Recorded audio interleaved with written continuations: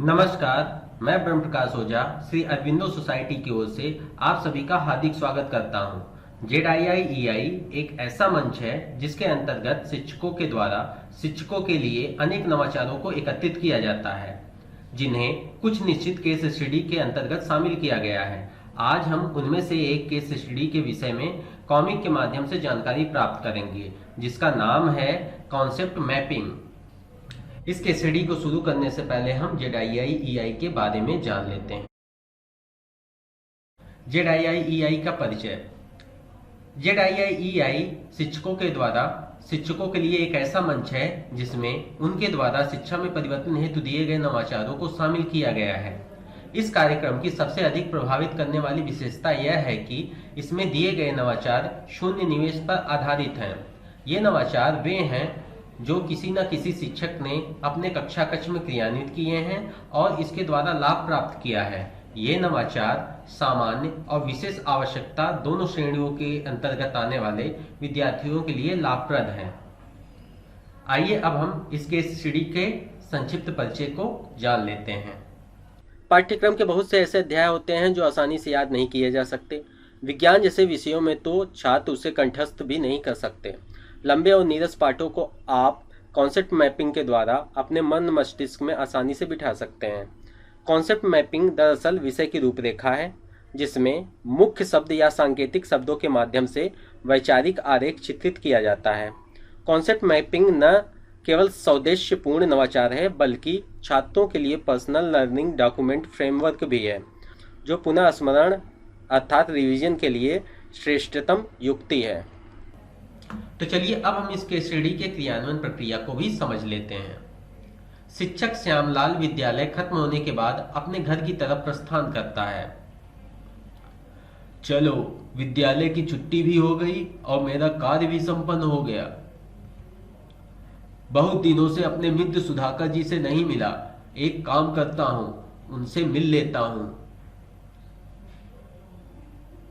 अरे सुधाकर जी, घर पर हो या नहीं? अरे श्यामलाल जी, आइए आइए, इधर का रास्ता कैसे भूल गए? इधर से गुजर रहा था, सोचा आपसे मिलता चलूं। बहुत अच्छा किया।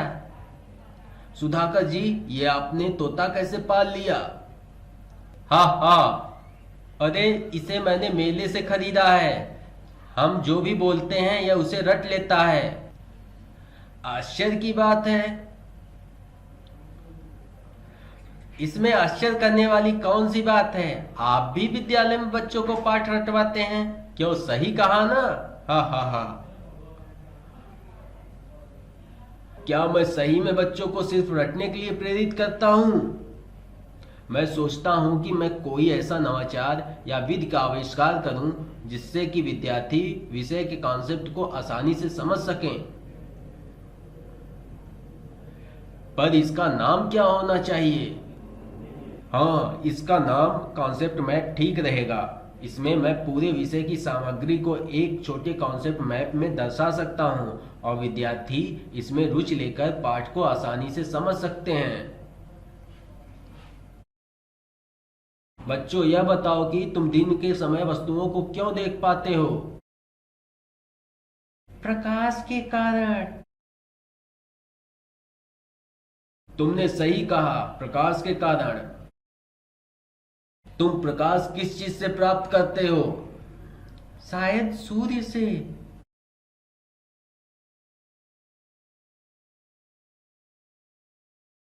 प्रकाश के स्रोत। अच्छा, जब रात हो जाती है तब तुम पढ़ाई करने के लिए कहां से प्रकाश प्राप्त करते हो? कॉन्सेप्ट मैप, रात का चित्रण।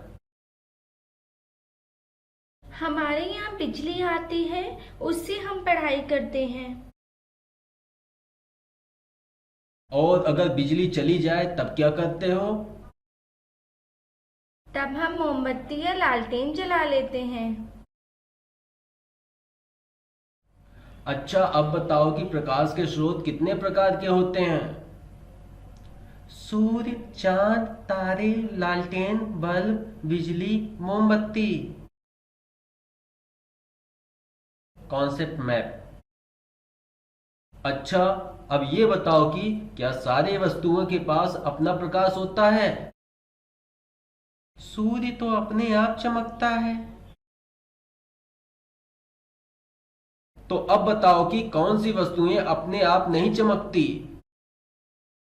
मोमबत्ती अपने आप नहीं चमकती। तो सूर्य हुआ प्रकाश का प्राकृतिक स्रोत और मोमबत्ती हुआ प्रकाश का कृत्रिम स्रोत। प्रकाश का सबसे महत्वपूर्ण प्राकृतिक स्रोत सूर्य है। प्रकाश के अन्य प्राकृतिक स्रोत हैं तारे, जुगनू, आकाशीय विद्युत इत्यादि। ऐसे प्रकाश स्रोत जो स्वयं प्रकाश उत्पन्न करते हैं। Concept map. प्रकाश के प्राकृतिक स्रोत। हमारे यहाँ बिजली आती है, उससे हम पढ़ाई करते हैं। प्रकाश के कृत्रिम स्रोत दीपक, टॉर्च, लालटेन, विद्युत बल्ब, ट्यूबलाइट, जलती मोमबत्ती हैं। इन्हें कृत्रिम स्रोत इसलिए कहते हैं क्योंकि ये मानव द्वारा निर्मित प्रकाश स्रोत हैं। Concept map. प्रकाश के प्राकृतिक स्रोत।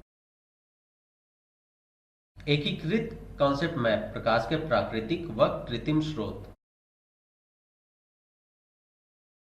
बच्चों, अब ये बताओ कि तुमने कभी पेड़ों पर रात में छोटे छोटे रंग के प्रकाश को टिमटिमाते हुए देखा है? हाँ, बहुत सारे। वो जुगनू होते हैं। तुमने कभी सोचा है कि ये प्रकाश उन्हें कहाँ से प्राप्त होता है? नहीं। बच्चों, ये प्रकाश वे स्वयं उत्पन्न करते हैं और उन्हें दीप्त वस्तुएं कहते हैं। क्या तुम कुछ अन्य दीप्त वस्तुओं के नाम बता सकते हो? तारे। Concept map. दीप्त वस्तुएं। सही उत्तर है। अब जरा सोचो कि तुम्हारे घर की खिड़कियों पर शीशे के बजाय लकड़ी लगा दिया जाए तो क्या होगा?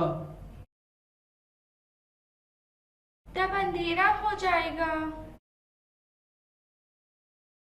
सही कहा, क्योंकि लकड़ी एक अदीप्त वस्तु है। अदीप्त वस्तुएं दूसरे के प्रकाश से चमकती हैं। बहुत सारी अदीप्त वस्तुएं होती हैं, जैसे चंद्रमा, मेज, कुर्सी, दर्पण, बर्तन। Concept map. अदीप्त वस्तुएं। एकीकृत कॉन्सेप्ट मैप। दीप्त वस्तुएं व अदीप्त वस्तुएं। तुम लोगों ने कांच तो देखा ही होगा, क्या तुम इसका प्रयोग बता सकते हो? तुम लोगों ने कांच तो देखा ही होगा, क्या तुम इनका प्रयोग बता सकते हो? इनसे चश्मा, ग्लास आदि बनाई जाती है। 3 प्रकार की वस्तुएं होती हैं: पारदर्शी कांच, अल्पपारदर्शी वस्तुएं, पेपर, घिसा हुआ कांच, प्लास्टिक की पतली चादर, गंदा पानी आदि। अपारदर्शी वस्तुएं, धातु की प्लेट, दफ्ती आदि। अल्प पारदर्शी वस्तुएं। अपारदर्शी वस्तुएं। Concept map. वस्तुओं के प्रकार।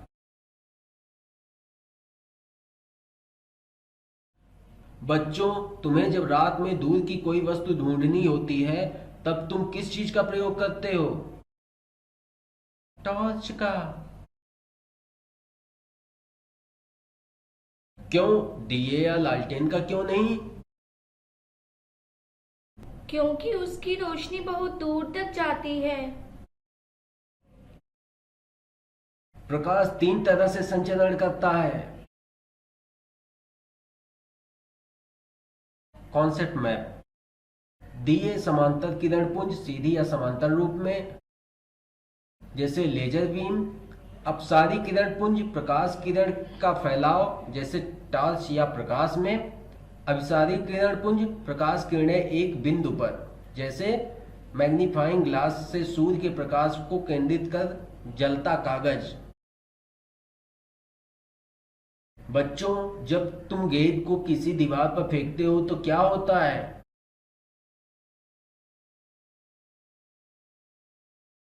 बॉल दीवार से टकराकर वापस हमारे पास चली आती है।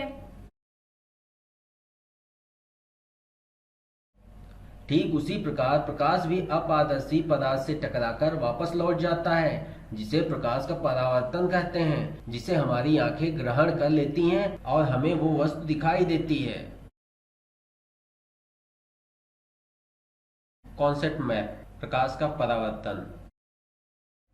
परावर्तन में परावर्तन कोण तथा अभिलंब तीनों एक तल में होते हैं। अब बताओ बच्चों, चंदा मामा से कौन कौन प्यार करता है? हम सभी। चंदा मामा की रोशनी इतनी प्यारी क्यों लगती है? कभी हमने सोचा नहीं।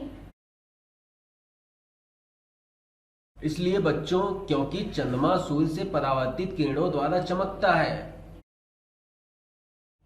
तुम लोगों ने कभी दिन में ही अंधेरा होते देखा है? हाँ, एक बार देखा था जिसमें कुछ देर के लिए सूर्य छिप गया था। मम्मी ने बताया था कि यह सूर्य ग्रहण है। वह सूर्य ग्रहण ही था। इसमें सूर्य और पृथ्वी के बीच में चंद्रमा आ जाता है और चंद्रमा के पीछे सूर्य का बिंब कुछ देर के लिए छिप जाता है, जिसे सूर्य ग्रहण कहते हैं। उसी प्रकार चंद्र ग्रहण भी होता है। यह चंद्रमा और सूर्य के बीच पृथ्वी के आ जाने से होता है। इसी तरह के रोचक केस स्टडी को देखने के लिए आप ZIIEI का ऐप डाउनलोड कर सकते हैं। लिंक नीचे दिया गया है। इस वीडियो को देखने के लिए आप सभी का बहुत बहुत धन्यवाद।